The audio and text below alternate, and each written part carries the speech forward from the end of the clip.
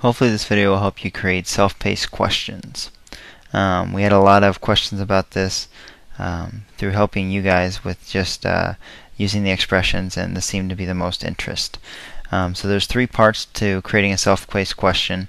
One, the question properties, two is the test properties, and three is the feedback properties. And so if I go to the next page, it's a blank page and you wouldn't know there's any questions on it. Just like if you were to create notes on it or anything. But you see the green play button and how it's ready to go, and it says start, stop, flip, chart, vote. And so right now this page is ready for students, if I was to push the play button, for the questions to appear on their screen after you've registered them, of course.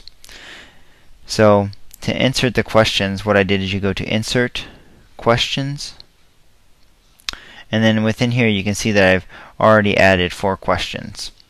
And so at any time to add a question, you would just click the Insert Question, which is the green circle with the white plus sign.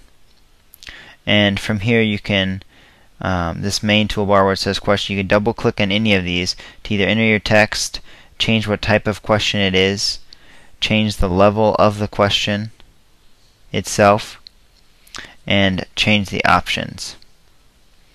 So I'm going to go over to the right, and the first part we're going to talk about is the question properties. So in my new question here, I can edit the text here, and I can also change it to whatever type of question I want. Now notice how it changes the properties a little bit. And so multiple choice is pretty self-explanatory. When you don't want an option, you just hit the red X and it gets rid of that option for you. And you can also have them require 2 responses to the question, so if there's more than one correct answer. And a yes or no question, you can change it to true or false, or you can keep it as yes or no, and you can assign which one's the right answer. And you could include the option that you don't know. So these are the question properties here, and within that you can also change the level. So if you have some questions that are easier than others, that are general background knowledge, and then you move all the way up into analysis questions, you could change that using the levels, and so the students would have to work through those levels starting at 1 all the way up until it looks like they have level 9 here. So now we're going to move on to the next section, which is test properties on the right hand side. So within test properties you have you could enter a test title here or the type of description. I've never used that before. And you have the time limit. Generically it's a default of 1 minute, and you can change that to however you see fit. And then you can control the progress through the levels so that you can randomize the questions in level 1. So right now I have 2 questions in level 1, as you can tell, or actually 3 if I add this one, but I can randomize the questions within my level. And so and I can randomize the questions through level 2 and then randomize the questions through level 3. So this has the students building a progression of their knowledge, which I find to be really helpful. And you can also allow the students to retry the incorrect answers. Now if you do that, this is where we're going to just flow right into test feedback properties.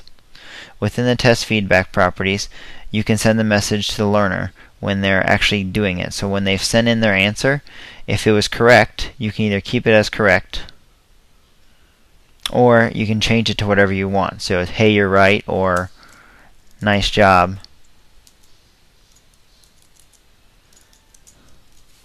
Or if they answered incorrect, you could just change it to wrong. And then send them a summary at the end. So if there are 15 questions, it'll tell them how many questions they got right, and out of 15. So if they could re-answer, it may say 15 out of 18 because they had to re-answer 3 questions, and it'll also tell them the time. And so from there, that's all you really need to know, and then you hit apply whenever you're finished. So when you hit apply, notice how I had these levels out of order. It'll reorder them for me automatically, so I know what my level 1, level 2, and level 3 questions are. And so once you're done, you've clicked apply, you hit done, and now I'm ready to go. And so during my notes, or if I was using this assessment, I would hit play.